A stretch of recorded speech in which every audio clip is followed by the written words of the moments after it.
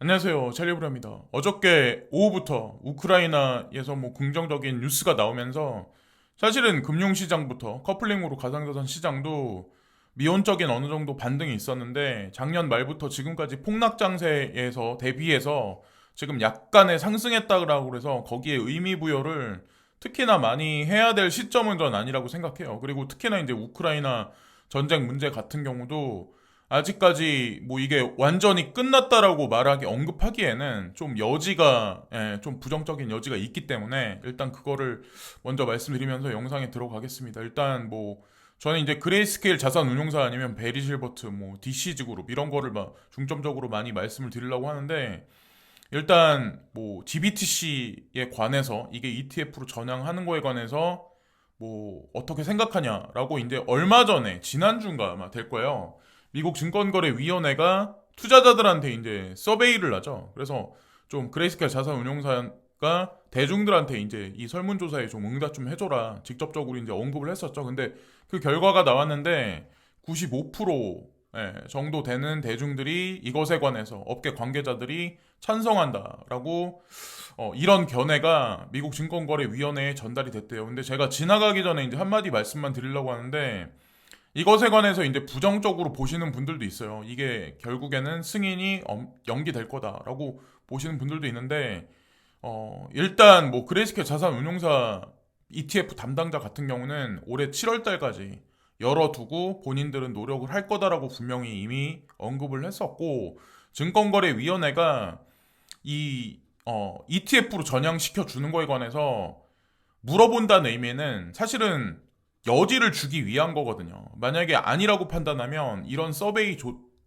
자체를 안 하지 않을까요? 저희 이제 그래서 긍정적으로 이제 보고 있고 그리고 GBTC를 먼저 필두로 해서 이더리움 또 마찬가지로 ETF로 순서적으로 아마 갈 거라고 저는 생각해요. 비케, 이더리움 클래식, 호라이즌 라이트코인, 스텔라 루멘, 지캐시 그리고 추후에 여기 이제 OTC 심벌에 들어가지 않은 코인들 체인링크라든가 디센이라든가 파일이라든가 라이브피어, 솔라나 등등 다 들어갈 거라고 저는 생각을 합니다. 그래서 이게 과연 알트코인이 금방 될까라고 이제 보시는 분이 있겠지만 ETF가 비트코인부터 이더리움부터 이제 승인 나면 그거는 그때서부터 이제 물꼬가 터졌기 때문에 빠르게 아마 진입하지 않을까라고 이제 전 오늘도 이제 반복해서 생각을 합니다. 저도 이제 거기 나와 있는 코인들에 다 투자를 하고 있는 사람이라 당연히 희망회로를 돌릴 수밖에 없죠. 그리고 일단 제가 생각하는 건 뭐냐면 투자를 해놓고 불안해하시는 분들이 있는데 저는 좀 그건 아니라 그런 태도는 아니라고 생각해요. 일단 투자를 했으면 믿고 그냥 전진을 해야 돼요. 어떻게 되든 결과가 어떻게 나오든 그리고 어차피 전 세계 금융 엘리트들은 이 지금 현재 가상자산 시장 판을 키워나가기 위한 제도권 수용에 관해서 계속해서 이제 움직이고 있는 거지 이걸 부정하고 그런 건 아니거든요. 사실 미디어를 통해서 간간히 막 부정론을 언급하긴 하지만 자 그리고 고팍스 전북은행과 실명계좌 발급 계약 체결 그래서 이게 언제서부터 될지 모르겠지만 5개월 만에 워너마켓에 관해서 언급이 나왔어요. 지금 4대 거래소 이후에 처음 나온 거죠.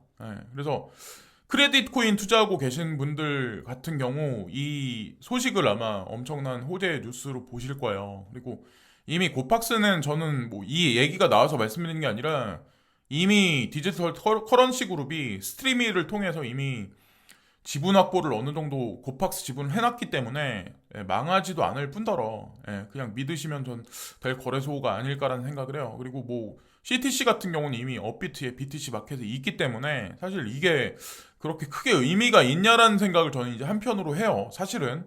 그리고 업비트 BTC 마켓에 있기 때문에 추후에 순차적으로 아마 만약에 원화 마켓에도 등재될 가능성이 있기 때문에 지금 가격이 많이 탄력적으로 안 올라간다고 해서 포기하지 마시고 나이지리아를 필두로 해서 엄청나게 이제 비전 있는 시장을 보고 움직이는 코인이기 때문에 그리고 이미 현물 경제하고 연결해서 이미 많은 기록들을 계속해서 갈아치우면서 올려나가고 있기 때문에 실질적으로 실용성이 있는 코인이라고 저는 생각을 해요.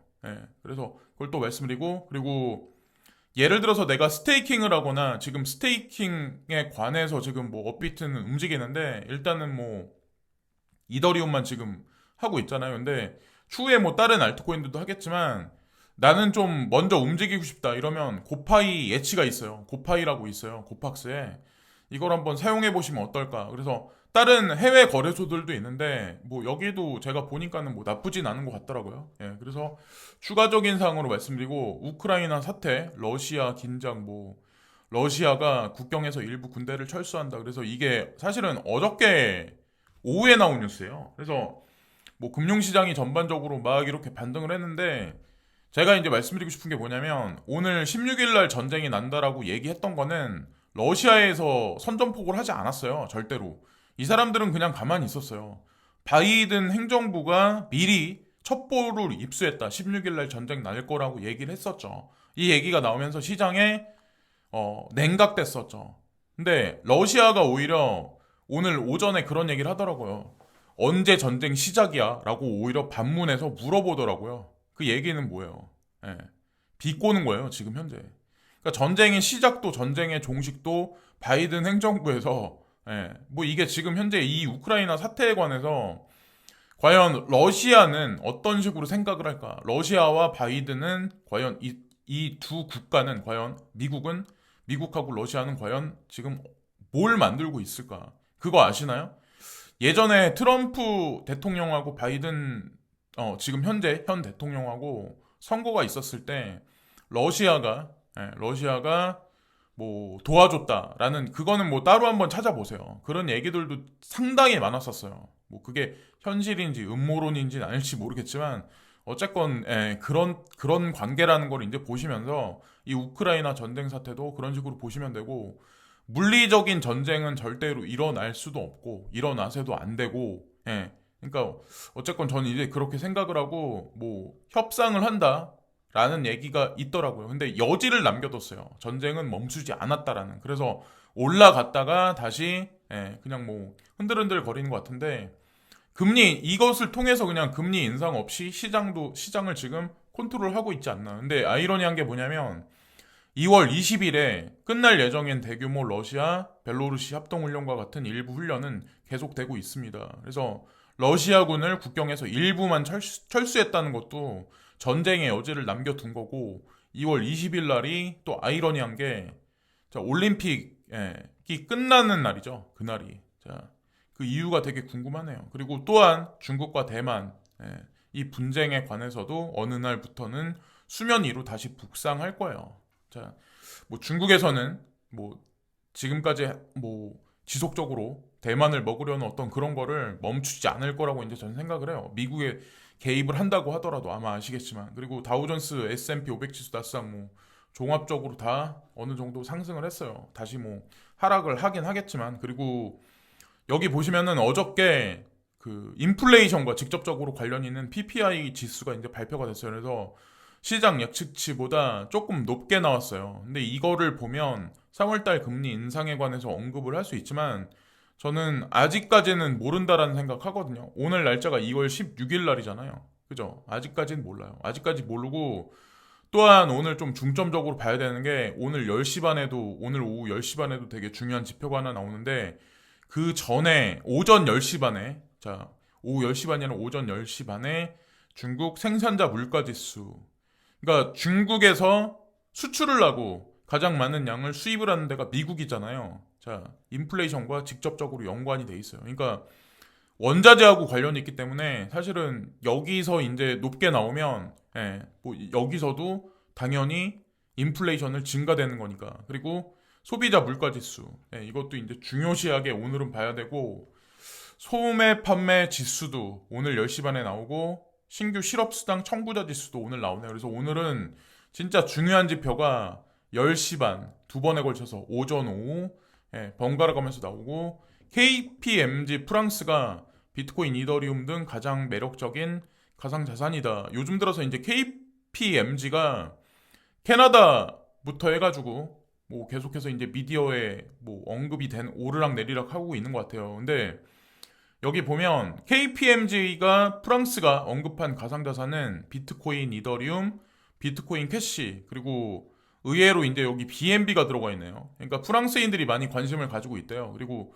시바이누, 도지코인, 폴카닷, 몇 개 안 되는 뭐 코인들이긴 한데 어쨌건 메- 저는 여기 나와 있는 코인들이 메이저 중에 메이저라고 생각하거든요. 과연 뭐 시바이누가 어떻게 될까, 도지코인이 어떻게 될까, 이 코인들을 이제 싫어하시는 분들도 있는데 제가 보기에는 북미에서 실생활에 가장 많이 사용될 거고, 그리고 BNB 코인만 여기 나와 있는데 WRX를 지나가는 김에 저는 이제 그냥 말씀드리는 거예요. 그래서 지금 뭐 비리비리하다고 그래서 이럴 때 이제 받으셨다가 1달러 밑에 떨어졌을 때 계속 지속적으로 매수를 어느 정도 양을 확보를 해놓고 뭐 5년이나 5년 정도 큰 장기간 기간을 보면 아마 BNB 못지않은 수익률을 가져다 주지 않을까라고 제가 많이 생각하고 있는 코인 중에 하나예요.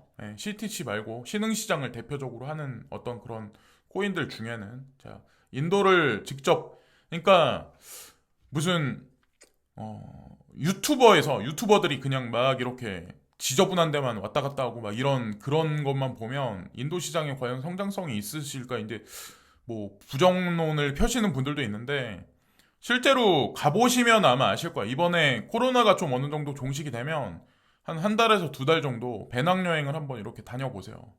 물론 일부 위험한 면은 없잖아 있어요. 근데 쓸데없는 행동만 하지 않으면 위험한, 그렇게 왔다 갔다 하게 위험한 국가는 절대로 아니에요. 근데 내가 어떤 사람의 말을 듣고 그냥 내가 투자하는 게 아니라 사실 투자를 하려면 직접 몸으로 체험해 보는 게 가장 맞아요.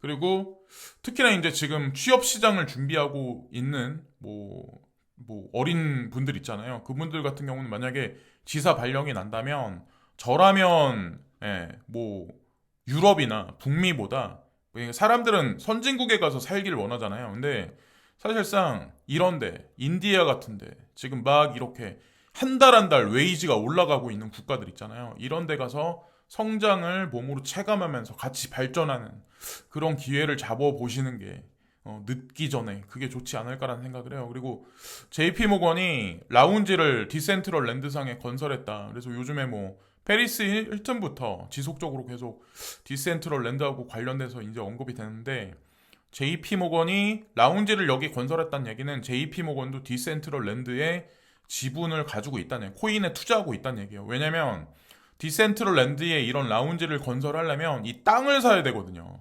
땅이 있어야 되거든요. 그 얘기는 JP 모건도 G캐시 말고 이거를 가지고 있지 않을까라는 생각을 하고 있어요. 비트코인이나 뭐 그런 거 말고. 자, 그리고 코인데스크에 요 근래 이제 이더 덴버 컨퍼런스가 이제 있는데, 여기서 이제 중요한 몇 가지 의제가 있었대요. 뭐 레이어 2의 멀티 체인, 뭐 브리칭, 이더리움 2.0 업그레이드, 뭐 약세장 빌드, 뭐 현재 뭐 금리 인상에 관한 뭐 이런 얘기들. 근데 가장 중요시하게 봐야 될 게 뭐냐면 여기 이제 이더리움하고 관련된 뭐 참가자들, 그러니까 뭐 G캐시도 마찬가지로 파트너십 관계에 있기 때문에 참가를 해서 뭐 언급이 있었는데, 요 근래 며칠 언급이 있었는데, 일단 이 시기가 6월 달이 아니라는 거. 여기 보면은 지분증명 마이닝으로 전환하는 기념비적인 작업이 올해 후반에 완료될 것으로 예상된다. 그러니까 올해 중반이 아니라 그냥 4분기라고 그냥 열어놓고 그냥 보시면 어떨까라는 생각을 해요. 그냥 이것도 그냥 지나가는 김에 그냥 말씀드리는 거고, 여기 보면 뭐 누뱅크에 관해서 워렌 버핏이 뭐 투자를 했다. 오늘 제가 뉴스를 보니까 코인니스에 이게 나왔더라고요. 근데 이거는 사실 이 뉴스는 작년에도 되게 많이 나왔던 뉴스예요. 여기 보시면 뭐 날짜적인 관점 보시면 아시겠지만 2021년에도 누뱅크하고 관련해서 여기 보면 워렌 버핏, 버크셔 해서웨이가 2 빌리언을 뭐 IPO, 나스닥 IPO에 관해서 투자할 거다라는 계획을 발표했다. 뭐 이런 얘기가 나왔는데, 실버 게이트라는 이 암호화폐 가상자산 은행이죠. 가상자산 은행은 이미 뭐 상장이 돼 있고 누뱅크가 이제 움직일 건데, 뭐 그냥 어쨌든 전 세계 주식 시장에서 큰 손인 워렌 버핏도 가상자산 시장에 관해서 직간접적으로 참여가 돼 있다. 이런 걸 이제 전 말씀드리려고 하는 거예요. 이 뉴스를 보면서. 자, 그리고 파일코인에 관해서 자, 폴리곤하고 파일코인이 콜라보레이팅으로 드라이브한다. NFT 마켓과 게이밍 그리고 메타버스에 관련해서 이게 어떻게 관련 있는지 여러분들 한번 생각해 보셨나요? 만약에 NFT 관련한 거, 그리고 게이밍 산업 관련한 거, 메타버스에 관련한 게 스토리지 저장의 개념이 얼마만큼 있어야 이 발전하는 산업에서 그거를 다 담아낼 수가 있을까요? 저 이제 그걸 말씀드리고 싶거든요. 그래서 제가 NFT라고 하면 사람들은 그냥 뭐 어떤 뭐 디지털 아트? 디지털 아트의 의미를 그러니까 부여해서 거기에 뭐 가격적인 측면에서 막 이렇게 막 그러잖아요. 근데 저는 이제 그거는 그냥 샘플링 테스트를 한다라고 이제 전 생각을 하고 제가 이거 사진 하나를 캡처했었는데 지금 여기가 이제 현실 세계예요. 그냥 예를 들어서 현실 세계. 우리가 살고 있는 그냥 3차 산업의 현실 세계. 근데 현실 세계의 모든 유형의 자산, 무형의 자산, 그게 집문서가 될 수도 있고 어떤 하나 특정 인물의 이름이 될 수가 있고 그 사람의 명성도가 될 수 있고 그런 모든 것들을 자 NFT화해서 그게 가상현실로 들어가게 해주죠. 근데 가상현실의 필수 요소가 되는 게 사실은 파일 코인이 가지고 있는 핵심 요소예요. 저장할 수 있는 공간이 있어야 가상현실을 담아낼 수가 있어요. 가상현실의 필요성과 가상현실로 많은 자본, 메타버스 어떤 그런 자본 세력들은 많이 몰려오기 시작을 하는데 과연 담아낼 수가 없잖아요. 현실에서는 스토리지 개념의 어떤 그 저장 장치가 필요가 없어요. 왜? 그냥 현실이니까. 근데 가상현실을 구현하려면 어마어마한 데이터 저장 용량이 필요하다는 거죠. 그 대표적인 사례가 사실은 여기에요. 파일코인이에요. 근데 이거는 아마 전 세계를 그물망처럼 뭐 예를 들어서 CBDC 관련해서 XRP가 모세혈 혈관의 역할을 한다면 가상현실, NFT, 뭐 게이밍 산업하고 관련해서 모세혈관 역할을 직접적으로 해주는 거는 파일 코인이 될 거예요. 그래서 어느 순간이 될지 모르겠지만 시총 10위권 안에 분명히 들어갑니다. 파일 코인도 마찬가지로. 자, 그리고 톰 엠머라고 해가지고 미국의 하원 의원이 있는데 이분이 근데 되게 중요한 발언을 하거든요. 지금 이 시점에서 종자, 비료 및 살충제에 부풀려진 가격은 미네소타 농부들에게 직접적인 피해를 주고 있다. 이것은 모든 미국인을 위해 식료품점에서 더 높은 가격으로 이어질 것이다. 그래서 앞으로 더 인플레이션은 올라갈 거다 미리 예견을 하고 있는 거죠. 이거는 이 하원 의원님뿐만 아니라 여러분들도 아마 이런 견해를 아마 억셉을 하실 거라고 저는 생각을 해요. 그래서 금리 인상, 예를 들어서 뭐 FED에서 금리 인상하면 이런 가격이 다 떨어질 거라고 생각하는데 또 절대로 떨어지진 않아요. 한 번 가격이 올라가면 여기서 점진적으로 더 올라가지 떨어지진 않아요. 여태까지 그래 왔어요. 세상 이치가 그래요. 그래서 그리고 어떤 분들은 그러더라고요. 저한테 이제 그러더라고요. 왜 말도 안 되는 견해를 유튜브에서 펼치냐? 시장에 혼란만 주냐? 그건 FED가 알아서 한다. FED가 찰리 브라운 당신보다 더 똑똑하기 때문에 이 사람들이 시장을 컨트롤해서 더 좋게 할 거다라고 이제 저한테 말씀하시는 분이 있는데 FED가 대중을 부자로 만들어 줄까요? FED는 대중을 거지로 만들어요. 무슨 의미인지 아마 잘 모르실 거예요. 이 말을 FED 그리고 지금 현재 정권을 잡고 있는 전 세계 정치 금융 세력들 그 사람들은 대중이 부자가 돼서 시간의 속박에서 자유로워지는 것을 원하지 않아요. 시간의 자유가 대중들한테 주어지면 사람들 사고가 유연해지고 예견을 할 수 있고 옳고 그른 거를 판단할 수가 있거든요. 그러면 미디어에 선동당하지 않아요. 근데 이 사람들이 그걸 원할까요? 이 사람들은 그걸 원하지 않아요. 지금 현재 코앞에 있는 대표적인 사례가 우크라이나 전쟁이에요. 금리 인상이란 그것도 마찬가지고 그것도 사실은 사람들한테 덫을 놓은 거예요. 금리 인상되니까 주식시장, 가상자산 시장 망할 거야. 너네 빨리 현금화해서 나가. 집 전부 다 팔아. 그리고 나서 만약에 점진적으로 계속 자산 가격은 올려놓으면 과연 뒤통수 맞은 건 누구냐는 거죠. 저희 이제 그걸 말씀드리고 싶다는 거죠. 그리고 여기 이제 뭐 하나의 블룸버그에서 하나 지표가 나왔는데 요 근래 들어서 지속적으로 가상자산 시장과 주식 시장은 커플링으로 동조화돼서 올라가고 있다. 그래서 수치가 0.45까지 올라갔다. 예, 요 근래 상황을 그대로 얘기해 주는 것 같아요. 그래서 뭐 아직 확실한 방향성이 정해지지 않은 어떤 뭐 불안한 시장 장세인 건 분명히 맞지만 워렌 버핏이 누뱅크를 통해서 간접적으로 가상자산 시장에 관한 뭐 어떤 그런 본인의 견해를 예전에는 이 시장 망할 거다라는 얘기를 했었잖아요. 그런 식으로 지금 왔듯이 그런 식으로 좀 거시적인 관점에서 접근하시면서 뭐 관조하는 마음으로 그냥 그런 편안한 마음으로 이 시장을 보시면 어떨까라는 생각을 합니다. 오늘도 시청해주신 많은 분들께 고개 숙여 감사를 드립니다.